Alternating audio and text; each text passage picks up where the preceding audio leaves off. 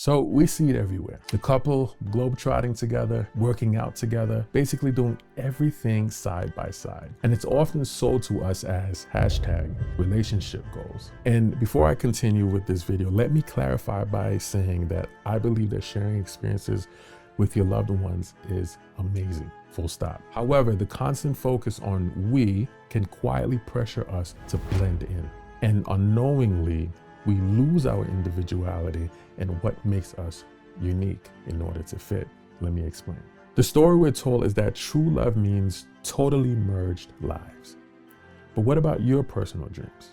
Those hobbies you love, or the things you need, especially if they do not fit your partner's or relationship's goal? Oftentimes you'll see a breakup or divorce due to irreconcilable differences, which often leads to one or both partners then embarking on a journey to find themselves. In my opinion, the love between the couple was never lost and maybe still there. It was just a slow, quiet drift away from themselves. And it often starts with the little things. For example, skipping your solo walk because your partner's on a different schedule, or that passion project that you love that's now collecting dust because life and couple stuff always seem to get in the way. So what's the cost when that balance tips too far? When the we seem to trump me and you as individuals? Well, the cost is pretty big. You might start feeling a bit off, a little dissatisfied, maybe even feeling like you're just going along for the ride in your own life. This is where codependency sneaks in. And codependency isn't just about caring for your partner. It's when the sense of who you are gets totally wrapped in them, their approval, their needs, their happiness, usually forgetting your own in the process. And this is a potential manipulative breeding ground for a partner who's a narcissist. You might find yourself constantly putting their needs first, even when it means your own well-being takes a back seat. And that can lead to resentment. Now hear me out. If your passions, your goals, the things that make you, well, you, are always on the back burner or made to feel smaller, the question is, how long will it take for you to realize that you're playing the extra in your own movie? And this isn't just sad for you.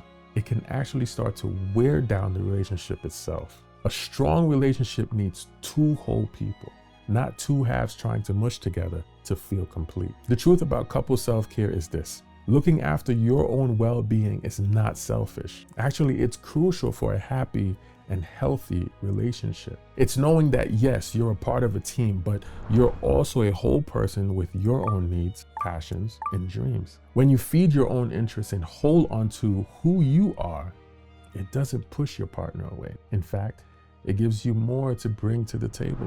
Think of it like this: when you take time to recharge your batteries, do things that genuinely make you happy, you show up as a more fulfilled, energetic, and engaged partner. And this is not about creating distance. It's about making sure the you and the we stays bright and strong. A solid sense of self, nurtured by your own self-care, is the foundation of a balanced relationship and helps you avoid that slide into unhealthy codependency. So the next natural question would sound something like, how does individual self-care look in a relationship? Well, first, let's figure out what you personally need, not what you need in or from your partner, but what makes you feel like yourself.